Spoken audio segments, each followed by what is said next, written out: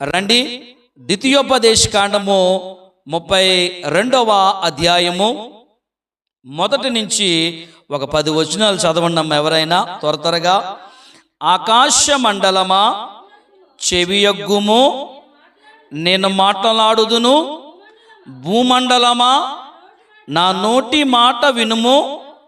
నా ఉపదేశము వానవలే కురియును, నా వాక్యము మంచువలెను, లేత గడ్డి మీద పడు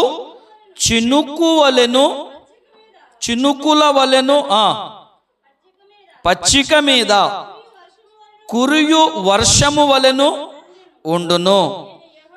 నేను యెహోవా నామమును ప్రకటించెదను, మన దేవుని మహత్యమును కొనియాడుడి.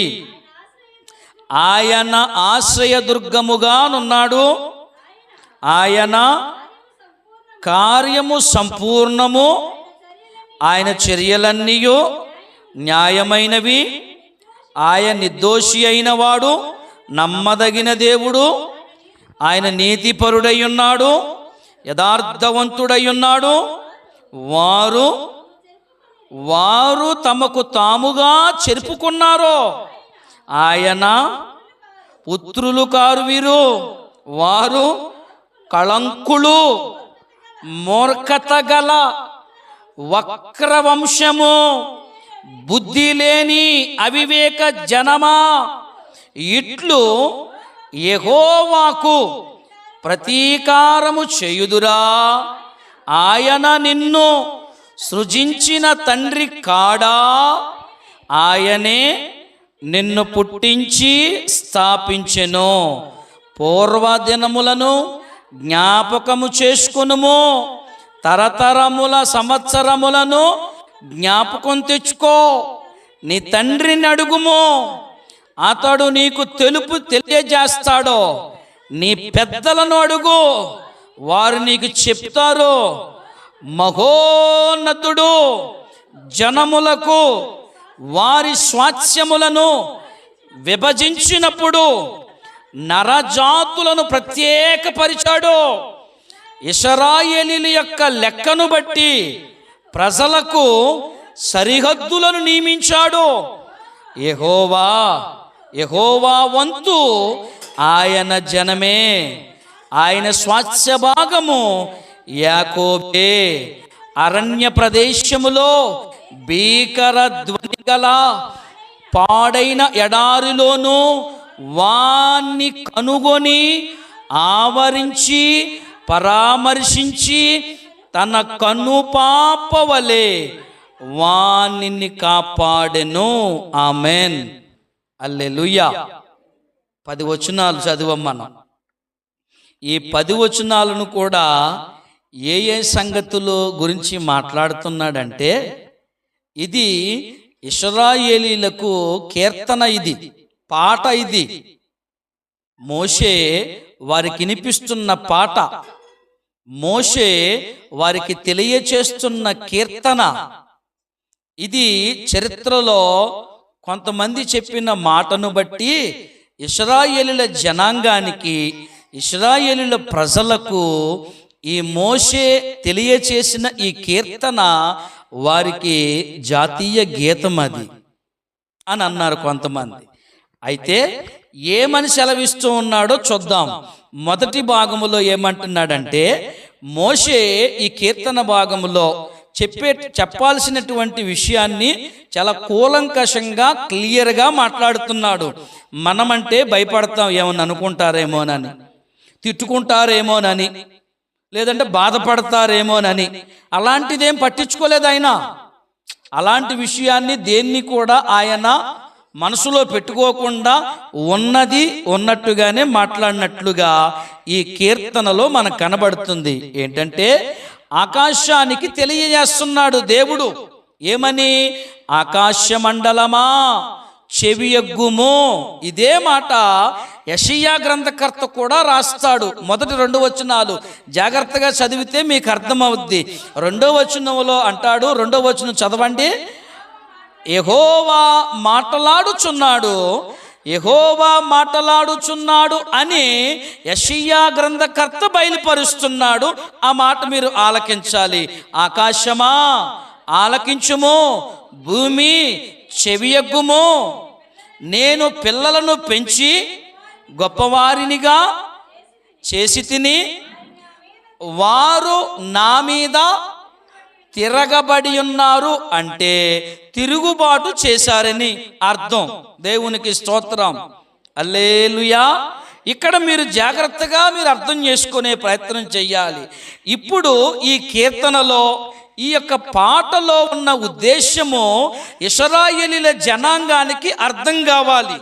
ఎందుకంటే వారిని ఎలా నడిపించాడో, ఎలా విడిపించాడో, ఎలా రక్షించాడో, ఎలా కాపాడాడో అన్న సంగతిని ఇక్కడ చాలా కూలంకషంగానే మాట్లాడాడు, చాలా క్లియర్గానే మాట్లాడాడు. అది కూడా మీరు సరిగా జ్ఞాపకం చేసుకోండి. సరిగా మీరు ఆలోచన చేస్తే అక్కడ మొదటి వచనంలోనే మనకు అర్థమవుతుంది.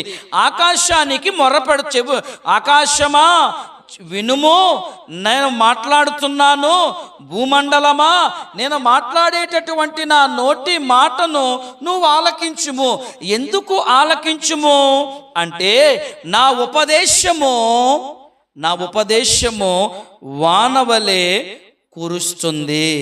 నా వాక్యము నేను ఉపదేశిస్తున్నాను. నేను వింటున్నారా? వీళ్ళు వాక్యాన్ని వింటున్నారా? ఈరోజు వారు విన్నారా? చూడండి, అక్కడ రాయబడుతుంది, నా ఉపదేశము వానవలే కురుస్తుంది, నా వాక్యము మంచు వలె లేత గడ్డి మీద పడు చినుకుల వలెను, పచ్చిక మీద కురియు వర్షము వలెను ఉండును అన్నాడు ఆయన. ఆమేన్, హల్లెలూయా. ఈ సందర్భములో ఈ మొదటి వచనములో మోషే తండ్రి అయిన దేవాతి దేవుని గురించి, ఆయన దేని గురించి ప్రస్తావిస్తున్నాడో, ఆయన ఏం మాట్లాడబోతున్నాడో ఆ విషయాన్ని బయలుపరుస్తున్నాడు. ఆ సంగతి మనం చూసాం. ఇప్పుడు రెండో వచనములోనికి వచ్చేసరికి మనం చదివితే మనకు అర్థమవుతున్న మాట, ఆయన మన కోసం ఆయన మాట్లాడుతున్న ప్రతి మాట, ఆయన వాక్యము, ఆయన ఉపదేశము ఎంతో అమూల్యమైనవి. ఆమేన్, హల్లెలూయా. అందుకనే యోహాను సువార్తలో 10వ అధ్యాయములో ఇలా సెలవిస్తాడు. ప్రభువైనటువంటి యేసుక్రీస్తు వారు ఇలా అన్నాడు, నా గొర్రెలు నా స్వరము వింటాయి. వీళ్ళు ఈ ఉపదేశాన్ని విన్నారు కానీ విడిచిపెట్టారు. ఆమేన్. ఆయన వాక్యాన్ని చదివారు కానీ ప్రక్కన పెట్టేశారు. దేవుణ్ణి ఆరాధించాలి అని వారికి తెలుసు, అయినను ఆరాధించడం మానేశారు. దేవుని సన్నిధిని గౌరవించాలి అని తెలుసు, కానీ దేవుని సన్నిధిని గౌరవించకుండా దేవతల వైపుకు పరిగెడుతున్నారు. ఆమేన్, హల్లెలూయా. చూద్దాం, 3వ వచనం చూడమ్మా. నా ఉపదేశము, 2వ వచనం, నా ఉపదేశము వానవలే కురుస్తుంది, నా వాక్యము మంచువలే ఎక్కడ పడుతుంది? లేత గడ్డి మీద చినుకుల వలె కురుస్తుంది, పచ్చిక మీద వర్షములాగా కురుస్తుంది అంటే ఆయన అనేక శతవిధాలుగా తన వాక్యంతో నీతో మాట్లాడాలని ప్రయత్నం చేస్తున్నప్పుడు, ఆ వాక్యముతో నిన్ను బలపరచాలని, ఆ వాక్యముతో నిన్ను సరిచెయ్యాలని, ఆ వాక్యముతో నిన్ను నడిపించాలని, ఆ వాక్యములో నుండి నీకు వాస్తవం తెలియాలని, నిన్ను చీకటిలో నుండి వెలుగులోకి నడిపించడానికి ఆయన శతవిధాలుగా ప్రయత్నం చేస్తే వాళ్ళు విన్నారా? పక్కన పెట్టేశారా లేదా? ఈరోజు మనం వింటున్నామా? దేవుని వాక్యాన్ని ఆలకిస్తున్నామా? దేవుని వాక్యము ఏం చెప్పబడుతుందో అది మాత్రమే మనం జాగ్రత్తగా వినాలి. ఆమెన్. అందుకే వాళ్ళు వినడం లేదు గనుకనే, వాళ్ళు అర్థం చేసుకోలేదు గనుకనే వారిని ఈ అధ్యాయములో చక్కని మాటలు ఉన్నాయి, చూపిస్తాను. అవన్నీ మేము ముందు పెడతాను. ఆకాశ మండలమా, ఆకాశమా ఆలకించుము, భూమి చెవియగ్గుము. నేను పిల్లలను పెంచాను, గొప్పవారిగా చేశాను, ప్రయోజకులుగా చేశాను. వారు నా మాట వినడం లేదు. ఈ ఇశ్రాయేలీయులు వింటున్నారా? ఈ ఇశ్రాయేలీయుల యొక్క ఆ యొక్క అరణ్య ప్రయాణము ఎంత సుదీర్ఘమైనది, ఎంత సుదీర్ఘమైన ప్రయాణం. దరిదాపు 740 సంవత్సరాలు అరణ్య ప్రయాణము చేయించాడు. ఈ 700 సంవత్సరముల తర్వాత వాగ్దత్వ భూమి నుండి వారి యొక్క నడవడికను బట్టి, వారి విధానాన్ని బట్టి ఆ వాగ్దత్వ భూమిలో నుండి బయటకు పరాయి దేశములోనికి చెదరగొట్టేశాడు. ఆమెన్, ఆమెన్, హల్లెలూయా, హల్లెలూయా. అందుకనే మరలా ఆ వాగ్దత్వ భూమిలోనికి నడిపించడానికి, ఆ వాగ్దత్వ భూమిలోనికి తీసుకుని రావడానికి వారికి అవకాశం ఇస్తూ, వారికి సమయాన్ని కేటాయిస్తూ, వారికి అనేక విషయాలను తెలియజేస్తూ, ఆకాశమా సాక్షులుగా ఉండండి, భూమి సాక్షులుగా ఉండండి. దేవుడు సెలవిస్తున్నటువంటి మాటనే యెషయా గ్రంథకర్త ప్రవచనంగా ప్రవచించాడు. ఆకాశమా ఆలకించుము, భూమి చెవియగ్గుము. నేను పిల్లలను పెంచి పెద్దవారినిగా చేసి తిని, వారు నా మాట వినలేదు. తిరుగుబాటు. అయ్యో, ఆ తర్వాత వచనాల్లో రాయబడుతుంది, గాడిద సొంత వాని దొడ్డు తెలుసుకుంటుంది, ఎద్దు తన కామందు నెరుగుతుంది. ఈ ఇశ్రాయేలీయులకు తెలివి లేదు, యోచించట్లేదు నా మాటలో. ఏమండి, వాక్యం వినడానికి మనసు ఉండాలి, వాక్యం నేర్చుకోవడానికి మనసు ఉండాలి, వాక్యములో ఉన్న సత్యాన్ని గ్రహించుకోవాలి. వాక్యము ఇశ్రాయేలీయులతో వారి ప్రస్తావన ఏంటి, దేవుడు వారికి ఇచ్చి వారి గురించి ఏం ప్రస్తావిస్తున్నాడు, మోషేకు ఏం చెప్పాడు, యెహోషువకు ఏం చెప్పాడు, ఈరోజు ఈ మాటను బట్టి మనతో ఏం మాట్లాడుతున్నాడు, వారిని ఏం సరిచేసుకోమన్నాడు, ఏ మాట వినమన్నాడు, ఈరోజు మనం ఏం సరిచేసుకోవాలి. వాక్యాన్ని వినడానికి వచ్చాం మనం. ఆమెన్, హల్లెలూయా, హల్లెలూయా. కానీ వాక్యం వినడానికి వచ్చిన మనం ఏం పాడతాం తెలుసా? నీ వాక్యమే నన్ను బ్రతికించెను, బాధలలో నెమ్మదినిచ్చెను. నీ వాక్యమే నన్ను బ్రతికించెను, బాధలలో నెమ్మదినిచ్చెను. కృపాశక్తి దయాశక్తి సంపూర్ణుడా, వాక్యమై ఉన్న యేసు వందనమయ్యా. కృపాశక్తి దయాశక్తి సంపూర్ణుడా, వాక్యమై ఉన్న యేసు వందనమయ్యా. హల్లెలూయా.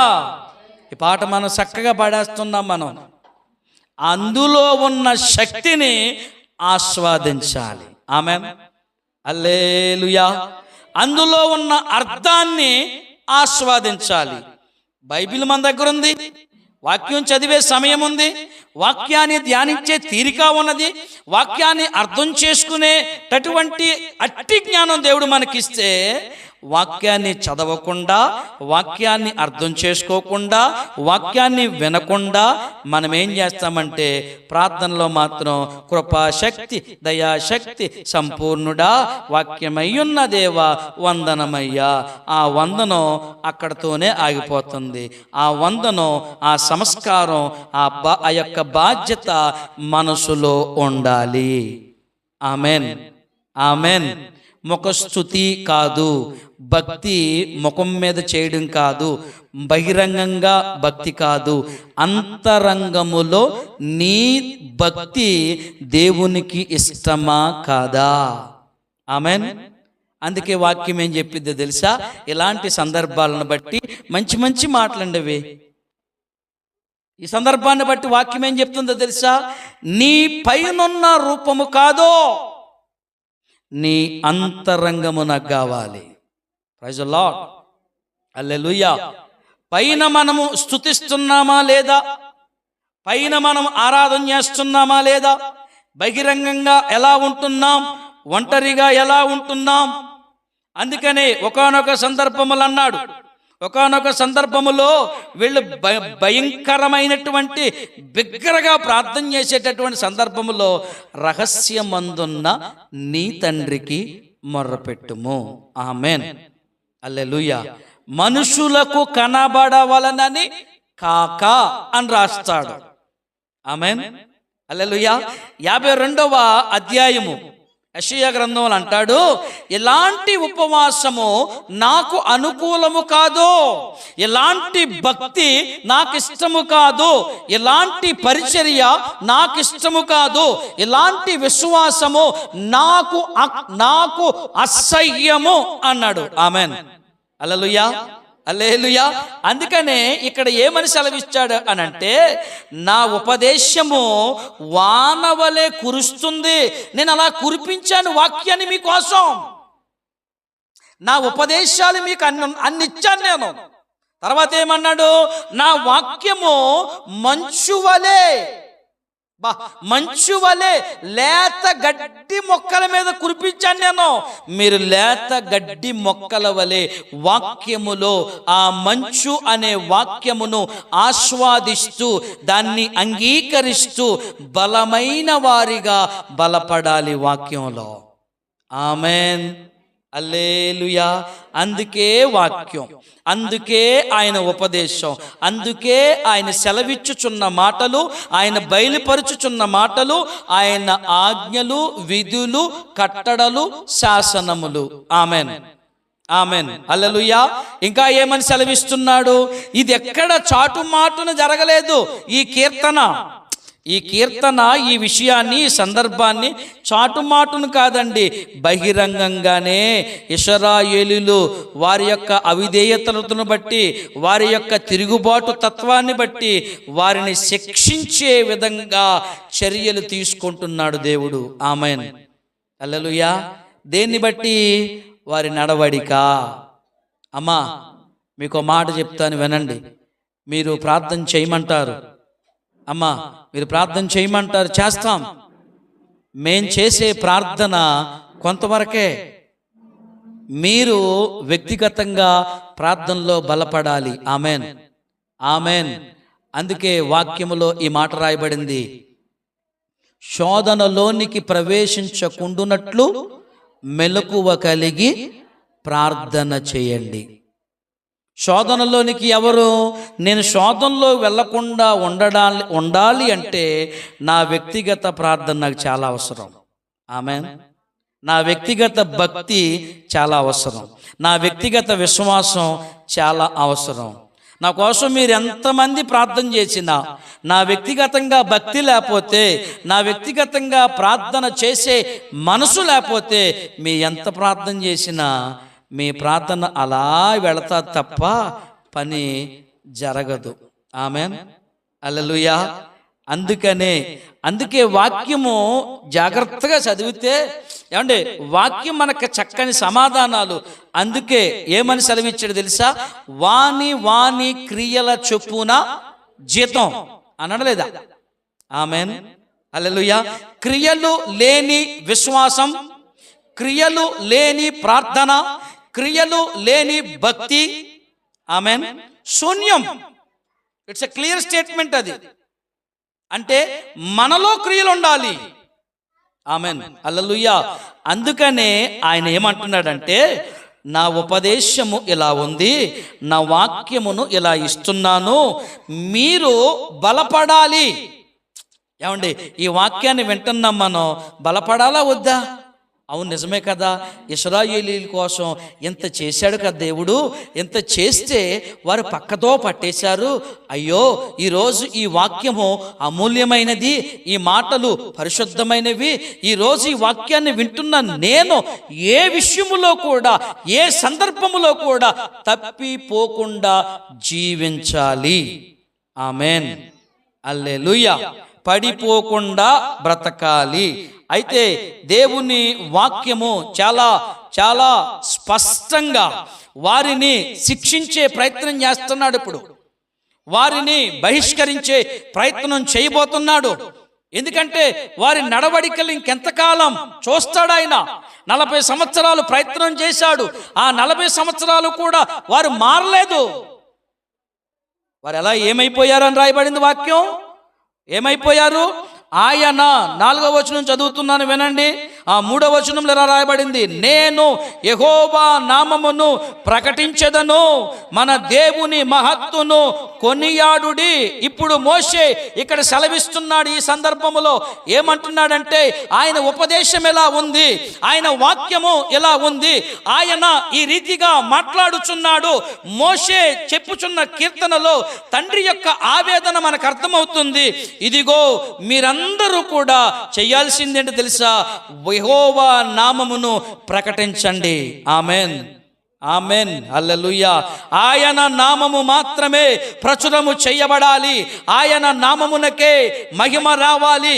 ఆయన నామమునకే ఘనత కలగేటట్లుగా మీరు చేయాల్సింది ఏంటంటే ఆయన మహత్కార్యములను కొనియాడండి.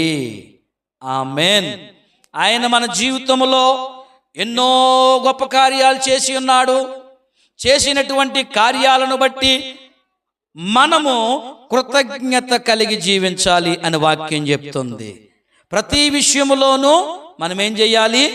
కృతజ్ఞతాస్తుతులు చెల్లించాలి. ఆమెన్, హల్లెలూయా. అందుకనే మోషే ఇక్కడ సెలవిస్తున్నాడు, ఆయన మనకు ఆశ్రయ దుర్గముగానున్నాడు. ఆయన కార్యము సంపూర్ణము, ఆయన చర్యలన్నీ న్యాయములు, ఆయన నిర్దోషి అయిన వాడు, నమ్మదగిన దేవుడు, ఆయన నీతిపరుడు, యథార్థవంతుడై ఉన్నాడు. ఆమెన్. ఆయన గురించి కీర్తనకారుడు 72లో మాట రాశాడు. చూద్దామా? కీర్తనకారుడు 72వ కీర్తనలో ఆయన గురించి మాట్లాడుతున్నాడు. తీయండి ఒక్కసారి. 72వ కీర్తన 6వ వచనం. గడ్డి కోసిన బీటి మీద కురియు వానవలెను, భూమిని తడుపు మంచి వర్షము వలెను అతడు విజయము చేయును. ఆమెన్, హల్లెలూయా. ఈ 72వ కీర్తనలో ఆశ్రయ దుర్గము అను మాట 7 సార్లు చెప్పబడింది. మీరు ఇంటికి వెళ్ళిన తర్వాత చెక్ చేసి నాకు తర్వాత చెప్పే ప్రయత్నం చేయండి. అంటే ఆయన ఏం చెప్తున్నాడు? భూమి మీద వర్షమును కురిపించే దేవుడు, ఆ కురవబడుతున్న వానను లేత గడ్డి వలె నువ్వు స్వీకరించాలి వాక్యాన్ని. ఇప్పుడు వర్షం పడింది, గడ్డి పీల్చుకుంటుందా పీల్చుకోదా? వర్షాన్ని పీల్చుకొని ఆ నీటిని సంగ్రహించుకొని ఆ నీటిని తీసుకుని ఆ గడ్డి చక్కగా పచ్చగా ఎదుగుతుంది. ఆమెన్, హల్లెలూయా. అది ఎలాగైతే ఆ ప్రక్రియ జరుగుతుందో ఆయన ఉపదేశములు, ఆయన న్యాయములు, ఆయన వాక్యములు మనము కూడా ఆస్వాదించుకుని వాటిని దగ్గరకు తీసుకుని మన హృదయం అనే పలకల మీద భద్రపరుచుకోవాలి అని చెప్తున్నాడు ఆయన. ఆమెన్, హల్లెలూయా. అందుకనే ఆ మాట రాయబడింది, ఆయన ఆశ్రయదుర్గముగా నున్నాడు, ఆయన కార్యము సంపూర్ణము, ఆయన చర్యలన్నీ న్యాయములు, ఆయన నిర్దోషి అయిన వాడు, నమ్మదగిన దేవుడు, ఆయన నీతిపరుడు, యథార్థవంతుడు. 5వ వచనం చదవమ్మా. వారు తమ్ము చెరుపుకొనిరి, ఆయన పుత్రులు కారు, వారు కళంకులు, మూర్ఖత గల వక్ర వంశము. వీళ్ళంతా ఎవరండి? మనమా? దేవుని స్తోత్రం. మనమా? మనం కాదు. ఇశ్రాయేలీలు అని ఎందుకన్నా? ఆ ఇశ్రాయేలీలు ఆయన ఉపదేశాన్ని విన్నారా? అది గమనించాలి. తిరుగుబాటు చేసిన వారిగా ఉండిపోయారు. దేవుని కోపాన్ని రేపేవారుగా ఉండిపోయారు. ఆయన వాక్యాన్ని గ్రహించలేని స్థితిలోకి వెళ్ళిపోయారు వాళ్ళు. అందుకు వారిని ఏమని పిలుస్తున్నాడు, ఏమని మాట్లాడుతున్నాడంటే, వారు తమ్మును తాము చెరుపుకున్నారో, వాక్యాన్ని వినలేదు, వాక్యాన్ని హృదయంలో భద్రం చేసుకోలేదు, హృదయం అనే పలకల మీద రాసుకోలేదు. ఇప్పుడు ఆ మాట చెప్తూ అంటాడు, ఆయన పుత్రులు కాదు వాళ్ళు. ఎవరి పుత్రులై ఉన్నారు? ఇప్పుడు సాతాను పుత్రులై ఉన్నారు.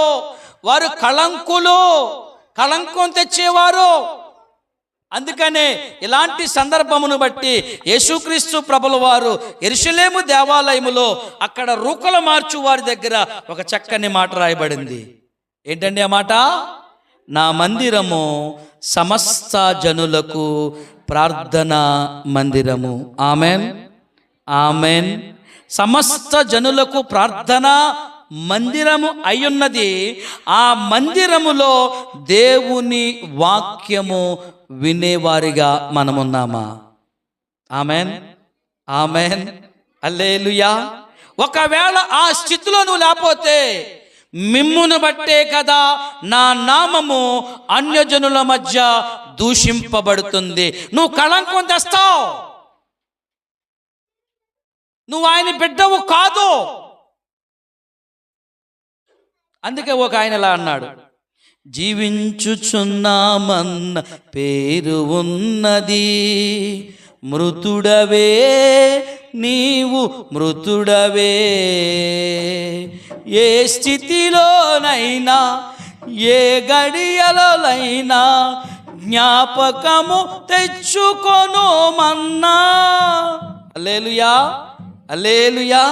ఎందుకంటే ఆయనకు పుత్రులుగా, ఆయనకు కుమారులుగా, ఆయన కుమార్తెలుగా ఇశ్రాయేలీయులు లేరు. వాక్యాన్ని వింటలేదు, వాక్యాన్ని నేర్చుకోవట్లేదు. అలాంటి వారందరూ కూడా ఏమవుతున్నారంటే తమను తాము చెరుపుకుంటున్నారు, దేవునికి పిల్లలుగా బ్రతకడం లేదు. అందుకే ఆ మాట చెప్తూ కళంకం తెచ్చేవారు మూర్ఖులు, మూర్ఖులు. ఆ మాట వాక్యం అయిన తర్వాత బయట రోడ్డు మీదకి వెళ్ళాక ఆ మాట సంబోధిస్తే ఎంత కోపం వస్తుందండి మనకే? ఎంత కోపం వస్తుంది? ఏంటి నన్ను మూర్ఖుడు అంటావా? నీకెంత ధైర్యం? నీకు కోపం వస్తుంది. ఇక్కడ దేవుని వాక్యములో ఇశ్రాయేలీయులను అలా సంబోధించాడు. ఎందుకు సంబోధించాడు? సాక్షులుగా పెట్టుకున్నాడు ఆయన. వింటున్నారా వీళ్ళు? వింటలేదు.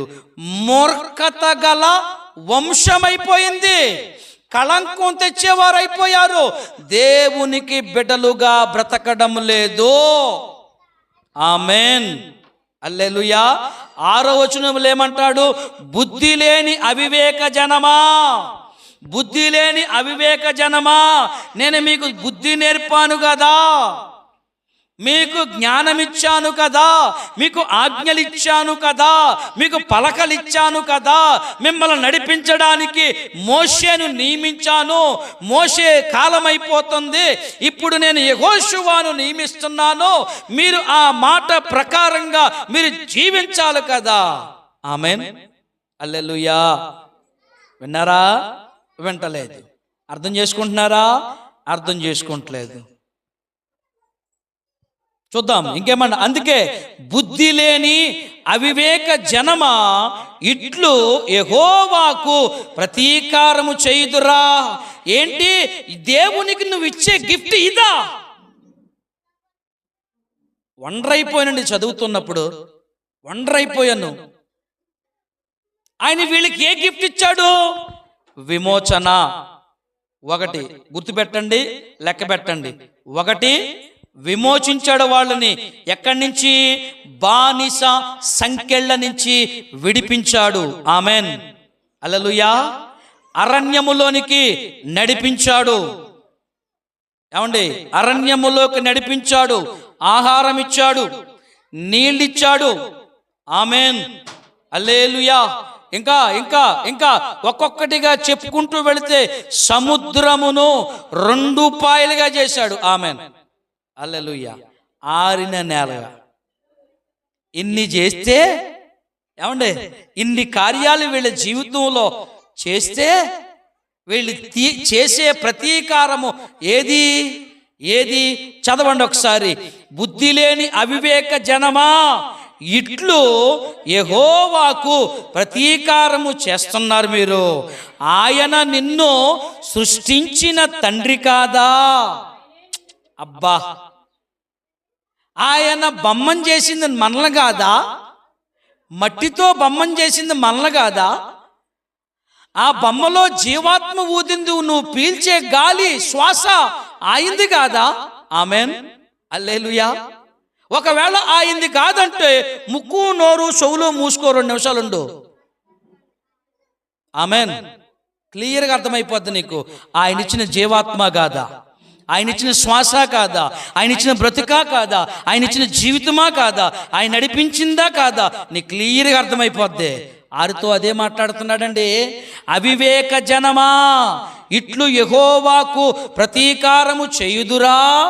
ఆయన నిన్ను సృష్టించిన తండ్రి కాడా? ఆయన నిన్ను పుట్టించి స్థాపించలేదా? నువ్వు ఒంటరిగా ఉన్నావు. ఒకప్పుడు నువ్వు ఒంటరిగా ఉన్నావు, దిక్కుమాలు వాడిగా ఉన్నావు, పనికిమాలిన వాడిగా ఉన్నావు. దిక్కుమాలిన వారిని, దరిద్రులను ఆయన లేపి నిలబెట్టి బలపరచి శక్తినిచ్చి ఆరోగ్యమిచ్చి నీకొక తోడు సహకారినిచ్చాడు. ఆమెన్, హల్లెలూయా, హల్లెలూయా. మొన్నటి వరకు కూడా మీ తండ్రి పేరుండేది, మొన్నటి వరకు కూడా మీ తాత పేరుండేది. ఈ రోజు నిన్ను బలపరచి సమాజములో నీకంటూ ఒక పేరును స్థాపించలేదా? ప్రైజ్ ది లార్డ్, హల్లెలూయా. నీకు తండ్రి కాడా? ఆయన నిన్ను పుట్టించి నిన్ను సృజించి నిన్ను స్థాపించాడా లేదా? మా తండ్రి పేరు మర్చిపోయారు చాలామంది. ఇప్పుడు ఏమంటున్నారు తెలుసా? పాస్టర్ నాని గారు వాళ్ళ తండ్రి. అప్పుడు ఏమనేవారు? పలానా పాస్టర్ గారు అబ్బాయి అనేవారు. నన్ను స్థాపించాడా లేదా? నన్ను సృష్టించాడా లేదా? నన్ను నిలబెట్టాడా లేదా? వాడుకుంటున్నాడా లేదా? ఇక్కడే మనకు అర్థమవుతుంది వాక్యం. అంటే ఆ రీతిగా ఇశ్రాయేలులను నడిపించిన దేవుడు. ఆమెన్, హల్లెలూయా. తర్వాత ఏం రాయబడుతుంది? పూర్వ దినములను జ్ఞాపకం చేసుకొనుము. నువ్వు మర్చిపోయావు, నువ్వు బుద్ధి లేని వాడు అయిపోయావు, కళంకం తెచ్చేవాడిగా తయారైపోయావు. ఒక్క సమాజం అయిపోయింది, వంకర వంశం అయిపోయింది నీది. జ్ఞాపకం చేసుకో. ఏమండి, ఎవరు చెప్తున్నాడు ఇవన్నీ? ఈ కీర్తన ఏంటి? ఇశ్రాయేలు గురించే మాట్లాడుతున్నాడు. ఇశ్రాయేలు గురించి మాట్లాడుతూ మనం ఏదన్నా ఎక్కడన్నా రాంగ్ స్టెప్ ఎత్తే అక్కడ మనం సరిచేయబడాలి. ఆమెన్, హల్లెలూయా. చదవండి ఒకసారి. పూర్వదినములను జ్ఞాపకం చేసుకో. పూర్వదినములో నువ్వు ఎక్కడున్నావు? పెంట మీద ఉన్నావు. పూర్వదినములో నువ్వు ఎక్కడున్నావు? ఊరి చివరున్నావు. పూర్వదినములో నువ్వు ఎక్కడున్నావు? నీ తల్లి గర్భములో ఉన్నావు. పూర్వదినములను జ్ఞాపకం చేసుకో. ఆయన తల్లి గర్భములో పిండముగా రూపింపబడక మునుపు ఆయన నన్ను ఎరిగి నన్ను బలపరచి ఈ భూమి మీద పడేశాడు. దేవునికి మహిమ కలుగునుగాక. ఆమెన్, ఆమెన్, హల్లెలూయా. పూర్వదినములను జ్ఞాపకం చేసుకొనుము. తరతరముల సంవత్సరములను తలంచుకొనుము. నీ తండ్రిని అడుగుము, అతడు నీకు తెలియజేస్తాడు. నీ పెద్దలను అడుగుము, వారు నీకు చెప్పెదరు. ఆమెన్. తరతరాలలో యుగ యుగాలలో జగ జగాలలో దేవుడు దేవుడు యేసే దేవుడు, మన దేవుడు దేవుడు యేసే దేవుడు. తరతరాలలో యుగ యుగాలలో జగ జగాలలో దేవుడు దేవుడు యేసే దేవుడు. హల్లెలూయా. నిన్న నిన్న నేడు నిరంతరము తరతరాలలో యుగ యుగాలలో మనల్ని నడిపించి కాపాడుచు నడిపిస్తున్నటువంటి మన దేవునికే మహిమ కలుగునుగాక. ఆమెన్. హల్లెలూయా. అందుకే అక్కడ రాసిన కీర్తనలో పూర్వదినములను జ్ఞాపకము చేసుకొనుము, తరతరముల సంవత్సరములను తలంచుకొనుము, నీ తండ్రిని అడుగుము, అతడు నీకు తెలియజేస్తాడు, నీ పెద్దలను అడుగు, వారు నీకు చెప్పుతారు. మహోన్నతుడు జనములకు వారి స్వాస్థ్యములను విభాగించాడు, నరజాతులను ప్రత్యేకపరిచాడు, ఇశ్రాయేలును లెక్కపెట్టి వారికి ఆస్తిచ్చి సరిహద్దులు నియమించిన దేవుడు మన దేవుడు. ఆమెన్. హల్లెలూయా, హల్లెలూయా. ఈరోజు మనలను కూడా పుట్టించింది ఆయనే, ఈరోజు నడిపించింది కూడా ఆయనే, ఈరోజు మనకు ఐశ్వర్యం ఇచ్చింది ఆయనే, ఈరోజు ఆయుష్కాలం ఇచ్చింది ఆయనే, ఈరోజు బలపరిచేది ఆయనే. ఈరోజు జీవముతో శక్తితో బలమైన జనముగా సమాజములో ఉన్నాము అంటే మన సరిహద్దులను విశాలపరుస్తూ మమ్మల్ని బలపరుస్తున్నాడు ఆయన. ఆమెన్. నీ తెలివితేటలు కాదు, నీ జ్ఞానం కాదు, నీ ఆస్తిపాస్తులు కాదు, ఏది నీకు అక్కరకు రాదు. ఆమెన్. నీకేమివ్వాలో అమ్మా అయ్యా, ఏమి నీకు అవసరమో నీకు అవసరమైన దానిని ప్రతి దానిని ఇచ్చి నిన్ను బలపరిచాడు నా దేవుడు. ఆమెన్. ఇంకా ఏం చూద్దామా? ముందుకెళ్దామా? ఇంకా ముందుకెళ్దామా? యెహోవా వంతు, యెహోవా వంతు ఆయన జనమే, ఆయన స్వాస్థ్య భాగము యాకోబే. అరణ్య ప్రదేశములో భీకర ధ్వని గల పాడైన ఎడారిలో వాన్ని కనుగొని ఆవరించి పరామర్శించి కన్ను పాపవలెను. ఆమెన్. కాపాడుతున్నాడా లేదా? ఆమెన్. బ్రతికించాడా లేదా? వేట కాని ఉరిలో నుండి ఏమండి మనలను రక్షించినవాడు ఆయనే. బలమైన రెక్కల క్రింద ఇశ్రాయేలులకు ఆశ్రయం ఇచ్చాడు, ఆ దేవుడు మనకు కూడా ఆశ్రయం ఇచ్చాడు. ఆమెన్. హల్లెలూయా, హల్లెలూయా. అందుకనే ఒక ఆయన ఇలా పాడుతున్నాడు, నన్ను చూచువాడా, నిత్యం కాచువాడా, నన్ను చూచువాడా,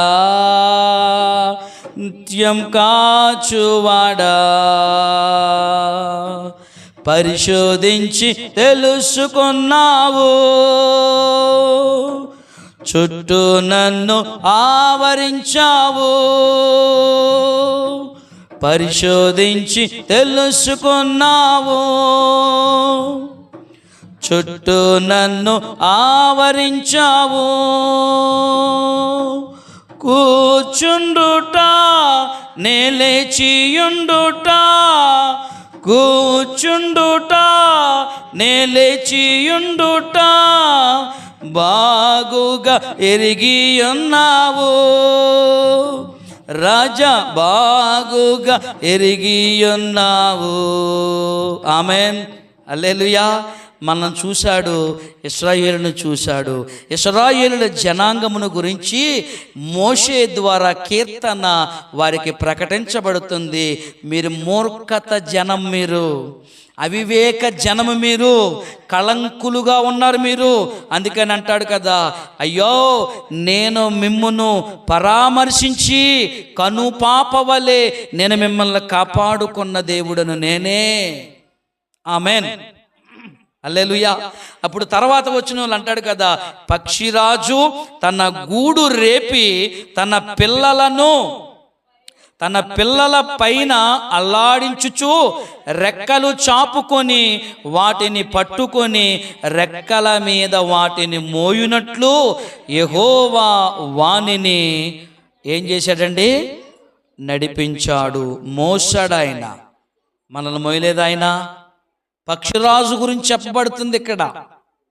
పక్షిరాజు గురించి ప్రస్తావించబడుతుంది 11 నుంచి 20 వచనం వరకు కూడా.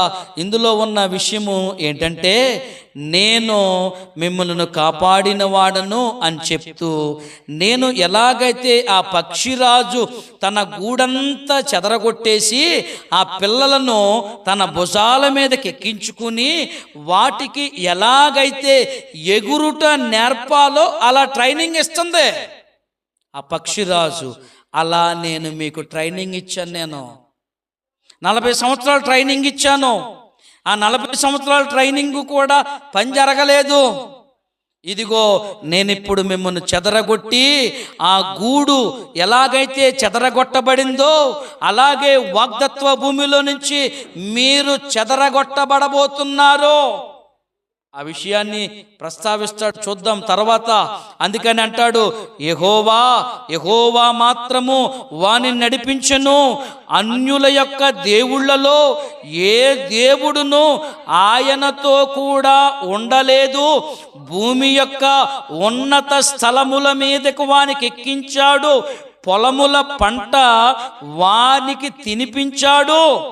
కొండ బండ నుండి తేనెను, చెకుముకి రాతి బండ నుండి నూనెను అతనికి జుర్రించెను. ఆమెన్, హల్లెలూయా. ఇక్కడ చదివిన మాట చూసారా? ఆ పక్షిరాజు తన పిల్లలకు ట్రైనింగ్ ఎలా ఇస్తుందో ఇశ్రాయేలుల జనాంగానికి కూడా అలాగే ట్రైనింగ్ ఇచ్చాడు ఆయన. అయితే వారు వింటున్నారా?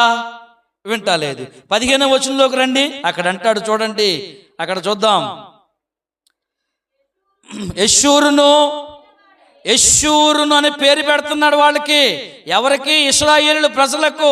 యెషూరును అని పేరు పెట్టి, ఇదిగో క్రొవ్విన వాడవై కాలు జాడిస్తున్నావు, నీవు కొవ్వు బలిసి మందుడవైతివి.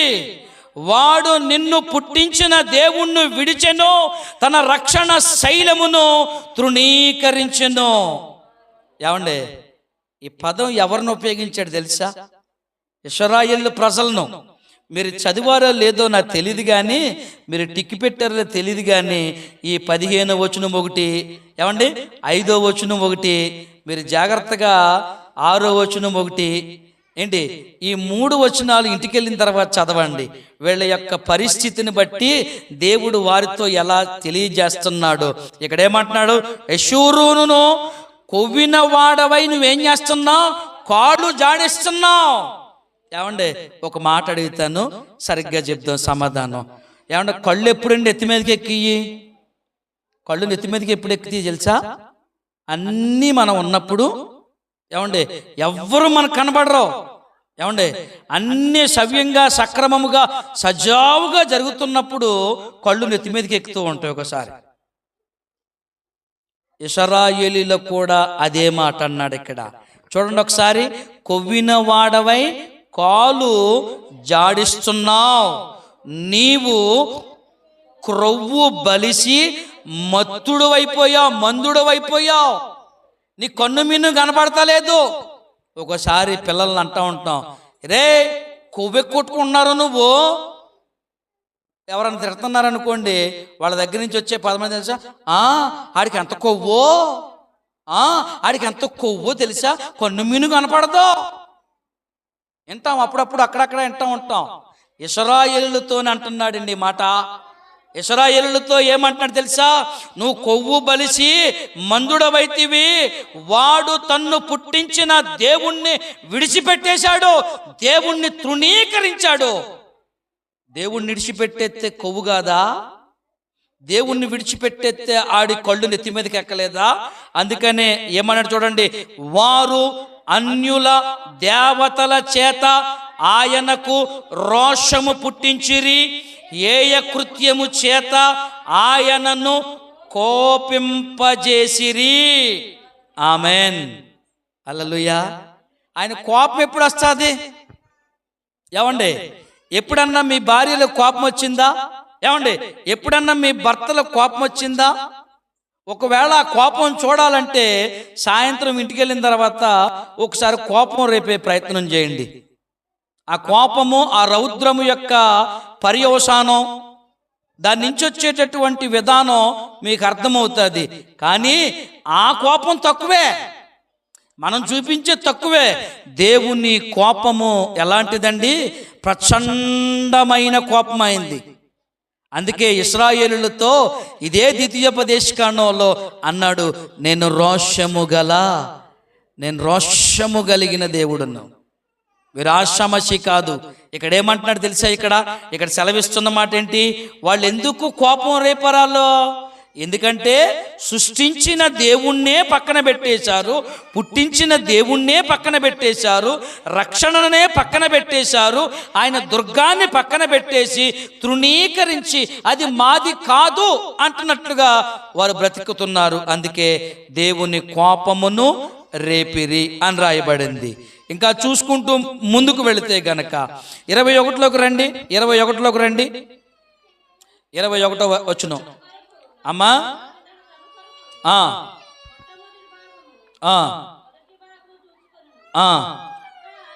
21 వచనము, వారు దైవము కాని దాని వలన నాకు రోషము పుట్టించిరి, తమ వ్యర్థ ప్రవర్తన వలన నాకు ఆగ్రహము పుట్టించిరి గనుక జనము కారి వారి వలన వారికి రోషము పుట్టింతును, అనేక జనము వలన వారికి కోపము పుట్టింతును.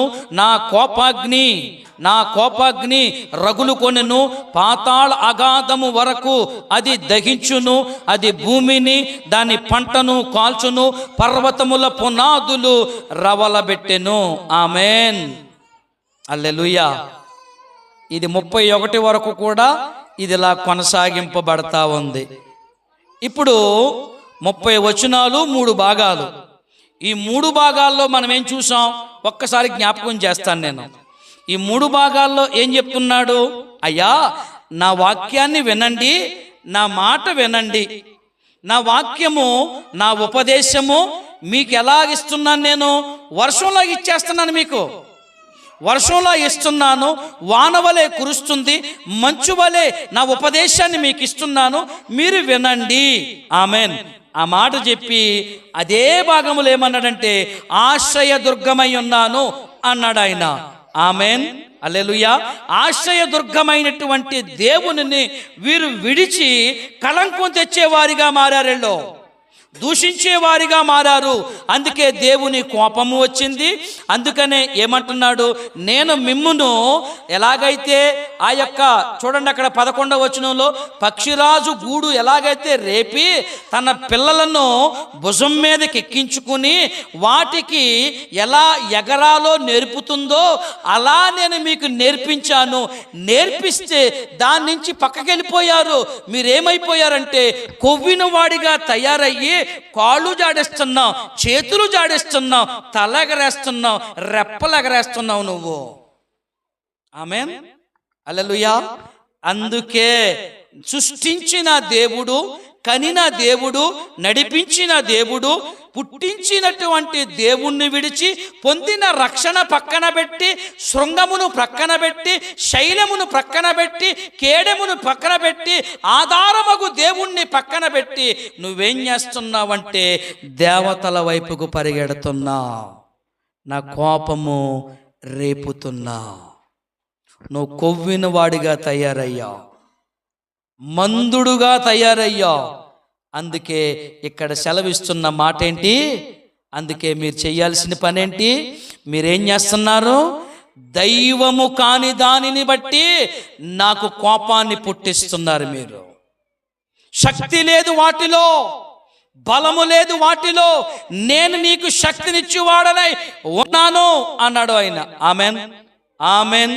బలమిచ్చువాడా బలవంతుడా, శక్తినిచ్చువాడా శక్తిమంతుడా, బలమిచ్చువాడా బలవంతుడా, శక్తినిచ్చువాడా శక్తిమంతుడా, ముక్తినిచ్చువాడా వనయులకు, ముక్తినిచ్చువాడా తనయులకు, శక్తినిచ్చువాడా మృత్యుంజయుడా, తృప్తినిచ్చువాడా మృత్యుంజయుడా నాకై మరలా రానుంటివి, యేసు మాకై మరలా రానుంటివి, జయశీలుడా మా యేసయ్యా జీవించువాడా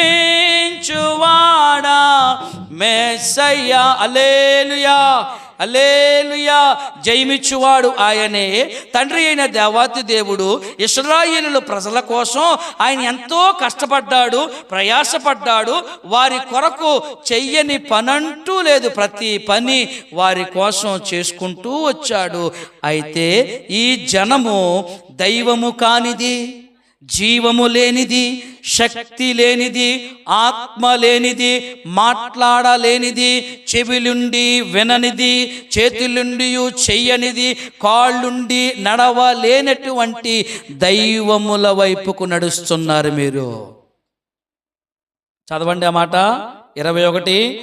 వారు దైవము కాని దాని వలన నాకు రోషము పుట్టించిరి కాబట్టి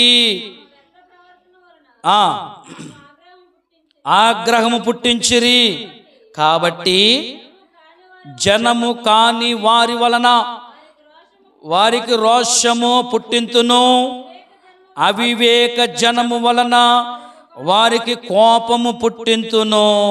23లో చదువుదామా. వారు కరువు చేత క్షీణించెదరు, మంట చేతను క్రూరమైన హత్య చేతను హరించిపోవుదురు, బురదలు ప్రాకు పాముల విషమును మృగముల కోరలను వారి మీదకి రప్పించదును, బయట ఖడ్గమును లోపటి భయమును యవనులు కన్యకులు శిష్యులు నెరసిన తల వెంట్రుకల గల వారిని నశింపచేతును, వారిని దూరమునకు చెదరగొట్టెదను, వారి పేరు మనుషులలో లేకుండా చేసేదను, వారి విరోధులు నిజముగా గ్రహింపకుందురేమో, ఇదంతయు యెహోవా చేసినది కాదు, మా బలము చేత గెలిచితిమి అని వారు అందుకొందురేమో.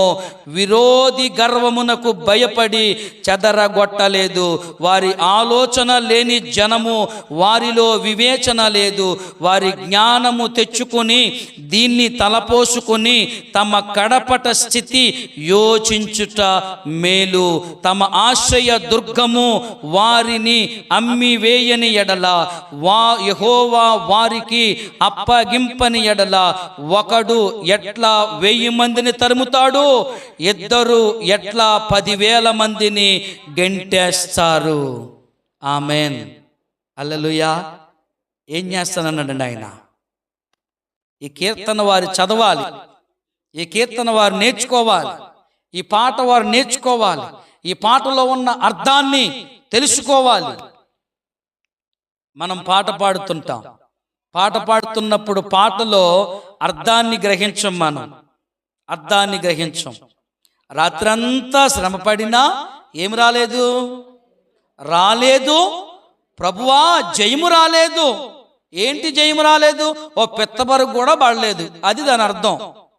మనం కూడా ప్రార్థన చేస్తే జయము రావాలి. జయము రావాలంటే మనలో ఏముండాలి? పట్టుదల ఉండాలి. మనలో పట్టుదల ఉండాలి. మనము ముందుగా ప్రార్థన కొరకు సిద్ధపరచబడాలి. Amen hallelujah. ప్రార్థన చేయడానికి సిద్ధపరచబడి ప్రార్థన చేయడానికి పూనుకున్నప్పుడు విశ్వాసముతో చేసే ప్రార్థన దేవుడు వింటాడు. అందుకే అన్నాడు, విశ్వాస సహితమైన ప్రార్థన రోగిని స్వస్థపరుచును. Amen hallelujah. ఇప్పుడు చేసేవానిలో విశ్వాసం ఉంటుంది, చేయించుకునే వానిలో విశ్వాసం ఉండాలి. అందుకే ఇప్పుడు ఆ కొండల్ని వెళ్ళిపోమంటే ఎలా వెళ్తాదా? దేవునికి స్తోత్రం, హల్లెలూయా. అందుకే రక్తస్రావము కలిగినటువంటి స్త్రీ ఆ ప్రభు యొక్క చెంగును ఎప్పుడైతే ముట్టిందో ఆయన చెంగులో మహిమ ఉన్నది కనుక ఆమెన్ హల్లెలూయా, ఆమెన్ హల్లెలూయా. ఆమె రక్తధారలు కట్టి వేయబడెను. Amen hallelujah. ఈమెలో ఏముంది? ఇదే అవకాశం, లాస్ట్ అండ్ ఫైనల్ అయితే అవుద్ది, లేక లేదు. విశ్వాసముతో వెళ్ళింది, జడుతూ జడుతూ, భయపడుతూ. ఇప్పటి వరకు చాలా ఖర్చు పెట్టాను నేను, ఇప్పటి వరకు తిరగని హాస్పిటల్ లేదు, నేను చెయ్యని ప్రయత్నం లేదు. వెళ్ళింది, ధనమంతా ఖర్చు చేసుకుంది, వెళ్ళింది. చెంగును ముట్టగానే దేవుని కార్యము ఆ స్థలంలో జరిగింది. ఆమేన్, హల్లెలూయా. ఇక్కడ మీరు అర్థం చేసుకునే మాట ఏంటంటే, అమ్మ, మన ప్రార్థన విశ్వాస సహితంగా ఉండాలి. విశ్వాసంతో ప్రార్థన చేయాలి. పని జరిగిద్ది అని ప్రార్థన చేయాలి. ఇక్కడ ప్రార్థన ఎక్కెక్కి ఏడ్చేస్తాం, ఎక్కెక్కి ప్రార్థన చేస్తాం, ఆ కన్నీటిలో ప్రార్థన చేస్తాం. ఆ బయటికి వెళ్ళిన తర్వాత మన దారి మారద్దే, మన తీరు మారద్దే, మన నడక మారద్దే, మన స్టైలు మారద్దే. మొన్న ఈ మధ్యన సోషల్ మీడియాలో పెద్ద ఇదైపోయింది, స్టైలు మారింది, నడక మారింది అనే మాట చాలా పెద్ద ఇష్యూ అయిపోయింది. స్టైలు కాదు మారాల్సింది, నడక కాదు మారాల్సింది, మనస్సు మారాలి. ఆమేన్, హల్లెలూయా. నీ మనస్సు మారితే నీ జీవితములో ఆశీర్వాదాలు. ఇశ్రాయేలీయుల పరిస్థితి ఎలా ఉంది చూసారా? ఎక్కడెక్కడికి గెంటేస్తాను అన్నాడు. ఎక్కడెక్కడికి? ఇదిగో క్రూరమైన హత్యలలోనికి వెళ్ళిపోతారు. మృగముల యొక్క దెబ్బలకు తింటారు, మీరు ఖడ్గము పాలవుతారు. తల వెంట్రుకలు నెరిసిన వాళ్ళందరూ కూడా నశింపజేస్తాను, దూరంగా చెదరగొట్టేస్తాను, వారి పేర్లు లేకుండా చేసేస్తాను. ఎందుకని మీరు ఆలోచన ఎలా ఉంది అనంటే, దైవము కాని దాని వలన నాకు రోషం పుట్టించారు. ఆమేన్, ఆమేన్. ఆయన ఇంకెంతకాలము వారి విషయంలో సహిస్తాడు ఆయన. ఇంకా చివరిలో 31 నుంచి 43 వరకు, వారి ఆశ్రయ దుర్గము మన ఆశ్రయ దుర్గము వంటిది కాదు. ఎందుకు? మన శత్రువుల తీర్పులు, వారి ద్రాక్షావల్లి, సొదొమ ద్రాక్షావల్లి, అది గొమొర్రా పొలములలో పుట్టినది. అక్కడ ఏం కాసింది? ద్రాక్షాలు కాశాయి.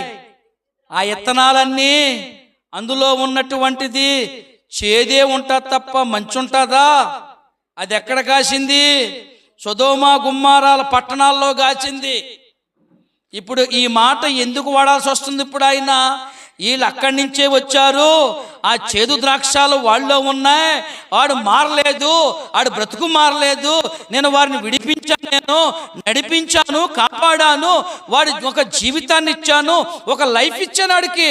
ఆ లైఫ్ను బట్టి అయినా ఇన్ని కార్యాలు దేవుడు చేశాడని గుర్తించకుండా వాడు చేదు ద్రాక్షాలే కాస్తున్నాడు. అందుకే ఆ మాట అంటాడు, ఆశ్రయ దుర్గము మన ఆశ్రయ దుర్గము వంటిది కాదు. ఎందుకు? మన శత్రువులే తీర్పరులు.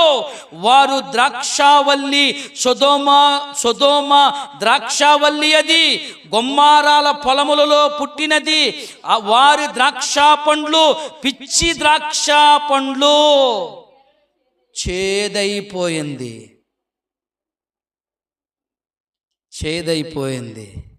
ఆయన ఏమంటున్నాడు తెలుసా?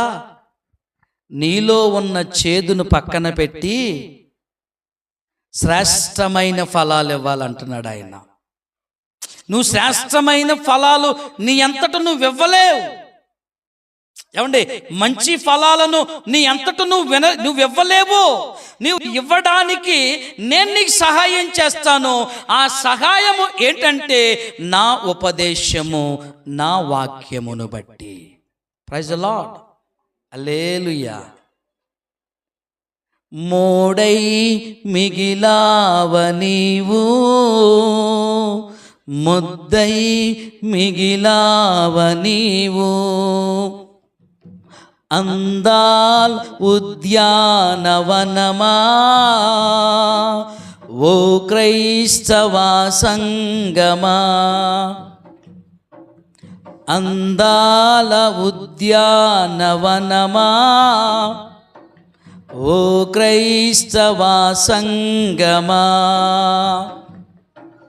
పుష్పించలేక ఫలించలేక, పుష్పించలేక ఫలించలేక, మోడై మిగిలావ నీవు, ముద్దై మిగిలావ నీవు, మోడై మిగిలావ నీవు, ముద్దై మిగిలావ నీవు. హల్లెలూయా, హల్లెలూయా. ఇశ్రాయేలీల ప్రజలతో ఇశ్రాయేలీల యొక్క క్రియలను బట్టి చేదు ద్రాక్షాలుగా బ్రతుకుతున్నారు మీరు. అసలు మీలో చెడ్డతనమే ఉంది. నేను ఇంత నేర్పించాను కదా, నా ఉపదేశాలు మీకు ఇచ్చాను కదా, నా ఆజ్ఞలను మీకు ఇచ్చాను కదా, నా కట్టడలు నా విధులు నేను మీకు ఇచ్చాను కదా, మీకు తోడుగా మిమ్మల్ని నడిపించడానికి మోషేని నియమించానే. మీరు రోషం పుట్టిస్తున్నారు, నాకు రౌద్రాన్ని రేకెత్తిస్తున్నారు. చెడ్డ ద్రాక్షాలు మీరు, చెడ్డ తలంపులు ఉన్నాయి మీలో, చెడు తలంపులు ఉన్నాయి, చెడు స్వభావం ఉన్నది, చెడు నడవడిక ఉన్నది. ఆ నడవడిక మారాలంటే ఉపదేశాన్ని వినాలి, ఆయన వాక్యాన్ని వినాలి. ఆయన వాక్యం వినినప్పుడు చీకటిలో నుండి సర్వసత్యములోనికి, ఆశ్చర్యకరమైన వెలుగులోనికి నువ్వు వస్తావు.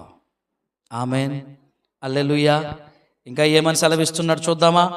ఇంకా ఏమని సెలవిస్తున్నాడు చూసారా? అండ్ వారి ద్రాక్షారసము క్రూర సర్పముల విషము, నాగు పాముల క్రూర విషము. అది తాగితే బతుకుతామా చచ్చిపోతామండి? చచ్చిపోతాం కదండి, నిజమే కదా. క్రూరమైన సర్పం అన్నాక అది కరిసిందని చచ్చిపోతాం కదా. అది కరవకుండా ఉండాలంటే పాపము పట్టుకుంటుంది అన్నాడు వాక్యంలో. ఆమెన్. పాపము పాము వలె కరుస్తుంది. ఆ పామును కరిసినప్పుడు దాన్ని కరవకుండా దాని తల మీద కొట్టాలంటే ఆ కలువరి సిలువలో నా యేసయ్య ఆ పని చేసేసాడు. ఆమేన్, హల్లెలూయా, హల్లెలూయా. ఇప్పుడు అది నిన్ను నన్ను ఏం చేస్తుంది? భయపెడుతుంది. తోకతోనే భయపెడుతుంది, కొర ప్రాణంతోనే ఉంది.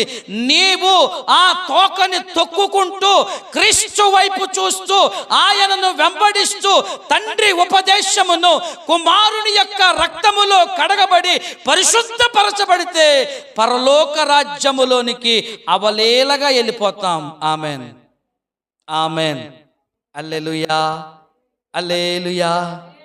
ఇంకా ఇంకా చేదు కాయలు కాస్తూ ఉన్నావేమో, ఇంకా చెడ్డ కార్యాలు చేస్తూ ఉన్నావేమో, నీ మనస్సు నిండా చెడు తలంపులు ఉన్నావేమో. సంగమా, మూడై మిగిలిపోతావు నువ్వు. సహోదరి సహోదరుడా, ముద్దయిపోతావు. నువ్వు చిగురింపబడాలన్నదే దేవుని యొక్క అభిలాష. నువ్వు సంతోషభరితంగా ఉండాలనే దేవుడు ఆశిస్తున్నాడు. నువ్వు సుఖవంతమైన జీవితం నీకు ఇవ్వాలని ఆయన చూస్తున్నాడు. రోషం పుట్టించొద్దు, దేవుని వాక్యాన్ని తిరస్కరించొద్దు, దేవుని ఉపదేశాన్ని పక్కదారి మాత్రం పట్టించకండి. ఇశ్రాయేలీయులు పట్టించారు, ఇశ్రాయేలీయులు పెడచెవిని పెట్టారు. ఇశ్రాయేలీయులు బ్రతుకు మార్చుకోలేదు. ఇది విన్న తర్వాత అయినా నీ మనసు నా మనసు దేవుని వైపు లగ్నం అవ్వాలి. ఆమేన్, హల్లెలూయా, హల్లెలూయా. అందుకని అంటాడు కదా, చివరిలోనికి వచ్చేద్దాం. 44 నుంచి చూడమ్మ ఒకసారి. మోషేయు నూను కుమారుడైన యెహోషువాయు ఈ కీర్తన మాటలన్నీయు ప్రజలకు వినిపించిరి. అండ్ వినిపించారా? ఏంటి ఇదంతానో? కీర్తన, ఇదంతా పాట. ఏంటి ఆ పాట? దేవుడు చేసింది ఇందులో ఉంది. ఇశ్రాయేలు చేసింది ఇందులో ఉంది. దేవుడు వారి విషయంలో ఎలా వెక్కసము ఎలగక్కుతున్నాడో కనబడుతుంది మనకి. ఈ కీర్తనలో మాటలన్నీ ప్రజలందరూ విన్నారు. మరియు మోషే ఈ మాటలన్నీ ఇశ్రాయేలీయులందరికీ చెప్పి చాలించి మరలా వారితో ఇట్లనెను, మీతో సాక్ష్యముగా నేడు నేను పలికిన మాటలన్నింటినీ మీ మనస్సులలో పెట్టుకొని మీ సంతతి వారు ఈ ధర్మశాస్త్ర వాక్యములన్నింటినీ అనుసరించి నడుచుకొనవలెను, వారికి ఆజ్ఞాపించవలెను. అంటే నీ పిల్లల పిల్లల పిల్లలకు కూర్చున్నప్పుడు నేర్పించాలి, పండుకున్నప్పుడు నేర్పించాలి, నడిచినప్పుడు నేర్పించాలి. వీటి గురించి చర్చించుకోవాలి. ఈ వాక్యాన్ని ఎప్పుడైతే నేర్చుకుంటామో, అర్థం చేసుకుంటామో దీవించబడే అవకాశం ఉంది, పరలోకానికి వెళ్ళే అవకాశం ఉంది. ఇలా తెలుసుకోవటం ద్వారా, ఇలా నేర్చుకోవడం ద్వారా మనకెంతో లాభమై ఉన్నది అని ఇక్కడ చెప్తూ, ఇది మీకు నిరర్ధకమైన మాట కాదు. జాగ్రత్తగా వినండి. ఇది మీకు నిరర్ధకమైన మాట కాదు, ఇది మీకు జీవమే. Amen, amen. ఈ ఉపదేశాలు ఏమండి, ఆయన వాక్యాలు, ఆయన శాసనములు, ఆయన కట్టడలు ఏమై ఉన్నాయి? జీవము, జీవింపచేస్తుంది. ఏ రీతిగా జీవింపచేస్తుంది? ఎండిన ఎముకలన్నీయు తిరిగి జీవింప చేయుమయా. ఎండిన ఎముకలన్నీయు తిరిగి జీవింప చేయుమయా. ఎండిన ఎముకలు తిరిగి జీవింపజేయాలి అంటే జీవ జలమును మనము ఆస్వాదించాలి. ఆమెన్. అందుకని జీవనదిని నా హృదయములో ప్రవహింపచేయుమయా. జీవనదిని నా హృదయములో. అమ్మ, మోగవారు ఎవరన్నా ఉంటే పాడొద్దు. యుమయా జీవనదిని నా హృదయములో ప్రవహింపచేయుమయా. జీవనది. చేతులున్న వాళ్ళు మాత్రమే చప్పలు కొట్టాలా. ప్రవహింపచేయుమయా. ఎండిన ఎముకలన్నీయు తిరిగి జీవింప చేయుమయా. ఎండిన ఎముకలన్నీయు తిరిగి జీవింప చేయుమయా. జీవనదిని నా హృదయములో ప్రవహింపచేయుమయా. శరీర క్రియలన్నీయో నాలో నశింప చేయుమయా. శరీర క్రియలన్నీయో నాలో నశింపచేయుమయా. జీవనదిని నా హృదయములో ప్రవహింపచేయుమయా. హల్లెలూయా, హల్లెలూయా. ఇక్కడ వాక్యము ఏమని సెలవిస్తుంది అనంటే, ఇది మీకు నిరర్ధకమైన మాట కాదు, ఇది మీకు జీవమే, జీవింపజేసే మాట. ఆ జీవము మీరు పొందుకోవాలి అంటే 2వ వచనంలో చెప్పాడు, నా ఉపదేశాన్ని మీరు వినాలి, నా వాక్యముని మీరు అర్థం చేసుకోవాలి, లేకపోతే ఇందులో ఉన్న వాటన్నిటిని బట్టి నిన్ను చెదరగొడతాను అని సెలవిచ్చాడు. ఆమెన్, హల్లెలూయా. మరియు మీరు స్వాధీనపరుచుకొనుటకు యొర్దానును దాటబోవుచున్న దేశములో దీనిని బట్టి మీరు దీర్ఘాయుష్మంతులు. ఆమెన్. ఆయన ఉపదేశం వింటే, ఆయన వాక్యాన్ని వింటే, వాక్యానుసారంగా బ్రతికితే నిన్ను జీవింపజేస్తుంది, నిన్ను బ్రతికింపజేస్తుంది, నిన్ను దీర్ఘాయుష్మంతుడిగా చేస్తుంది, నిన్ను తల ఎత్తుకుని వానిగా చేస్తుంది సంఘములో, సమాజములో. Amen, amen. నీకు అవసరమా? అవసరమైతే వాక్యాన్ని మీ హృదయములో భద్రపరచుకోండి. ఇది నాకు అవసరం అనంటే వాక్యాన్ని చదవండి. ఇది మాకు అవసరం అనంటే వాక్యాన్ని నేర్చుకోండి. ఇది మాకు అవసరం అంటే వాక్యములోనే మీ మనసులు లగ్నము చేయుదురుగాక. ఆమెన్. చివరిగా 1 యోహాను పత్రిక ఒక్కటే మాట, ఒకే ఒక్క మాట చూపిస్తా. 1 యోహాను పత్రిక 9వ అధ్యాయము 5వ అధ్యాయము, క్షమించాలి, 5వ అధ్యాయము 10వ వచనాన్ని చూడండి అమ్మా. 1 యోహాను పత్రిక 5:9 దేవుని కుమారుని యందు, మీరు కన్ఫ్యూజ్ అవుతున్నారు. 9 అన్నాక అదే మాట మళ్ళీ చదవాలి మీరు. నేను మరలా 9 అన్నానంటే అదే చదవాలి. నేను ఇంకెక్కడో ఏదో చెప్పేయను అనుకుని మీరు ఎత్తుక్కుంటున్నారు. నేను తీసే పనిలో ఉన్నాను ఇంకా. నేను చదవండి. దేవుని కుమారుని యందు విశ్వాసముంచువాడు తనలోనే ఈ సాక్ష్యము కలిగి ఉన్నాడు. దేవుని నమ్మని వాడు ఆయన తన కుమారుని గూర్చి ఇచ్చిన సాక్ష్యము నమ్మలేదు గనుక అతడు దేవుని అబద్ధికునిగా చేసినవాడు. ఆ సాక్ష్యము ఏమనగా, దేవుడు మనకు నిత్య జీవమును దయచేసెను. ఈ జీవము ఆయన కుమారుని యందున్నది. తర్వాత, దేవుని కుమారుని అంగీకరించువాడు జీవము గలవాడు. దేవుని కుమారుణ్ణి అంగీకరించలేనోడు జీవము లేనోడు.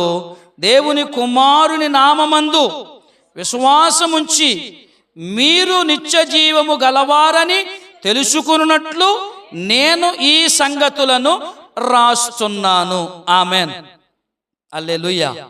ఇదంతా కూడా విన్న తర్వాత లాస్ట్ అండ్ ఫైనల్ మాట ఏంటండి? వాక్యము, ఉపదేశము అని చూసాం.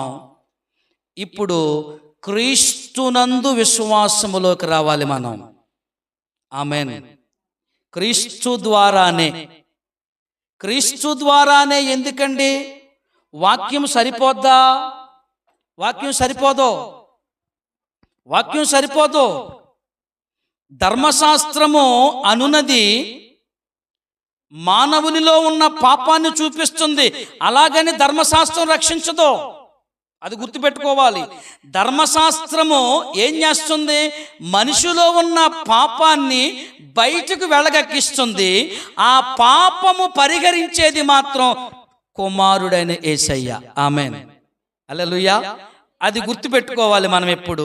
అంటే ఆ కుమారుని యందు విశ్వాసముంచి ఆయన మాటలను నమ్మాలి. ఆమెన్. అందుకే ఈ మాట మీకు చివరిలో చెప్పి నేను ముగిస్తున్నాను. ప్రార్థన. పరిశుద్ధుడు అయిన తండ్రి, నీకు వందనాలు. ఈ దినాన్న తండ్రి, సుదీర్ఘమైనటువంటి గ్రంథాన్ని, సుదీర్ఘమైన అధ్యాయాన్ని ధ్యానం చేసుకున్నాం అయ్యా. ప్రతి మాట కూడా మేము మరలా మా గృహాలకు వెళ్ళిన తర్వాత మరలా పరీక్షించి పరిశోధించి తరచి నాయన ఆ అధ్యాయం అంతా మరొకసారి చదువుకునే ధన్యత ఇవ్వండి. వినిన మాటలన్నీ మా హృదయములో మీరు భద్రపరచండి అయ్యా. నువ్వు మాట్లాడే మాటలను బట్టి, నీ ఉపదేశాలను బట్టి, నీ వాక్యమును బట్టి మేము బ్రతకాలి, అందులో జీవమున్నది అని సెలవిస్తున్నావు. కుమారుని నమ్మినప్పుడే జీవం వైపుకు నడిపిస్తారు. తండ్రి, ఈ సత్యాలను మేము గ్రహించుకోగలిగాం, ఈ మాటలు మేము వినగలిగాం. మమ్మల్ని బలపరిచి భద్రపరచండి. ఇప్పుడు నీ బల్ల వైపుకు మేము అడుగులు ముందుకు వేస్తున్నాం. మా శక్తిని బట్టి కానీ, మా బలమును బట్టి కానీ, మా జ్ఞానమును బట్టి కానే కాదు, నీ ఆత్మ ద్వారానే ప్రతి కార్యము జరిగించండి అని ప్రార్థిస్తూ యేసయ్య నామములో ఈ వాక్యము మా హృదయములో భద్రపరిచి మమ్మల్ని వాక్యములో ఉన్నటువంటి సత్యాన్ని గ్రహించే స్థాయిలోకి ముందుకు నడిపించండి అని ప్రార్థిస్తూ యేసయ్య నామములో ప్రార్థించి అడిగి వేడుకుంటున్నాము తండ్రి. Amen, amen, amen. యేసక్తంచే. God bless you. అందరికీ వందనాలు.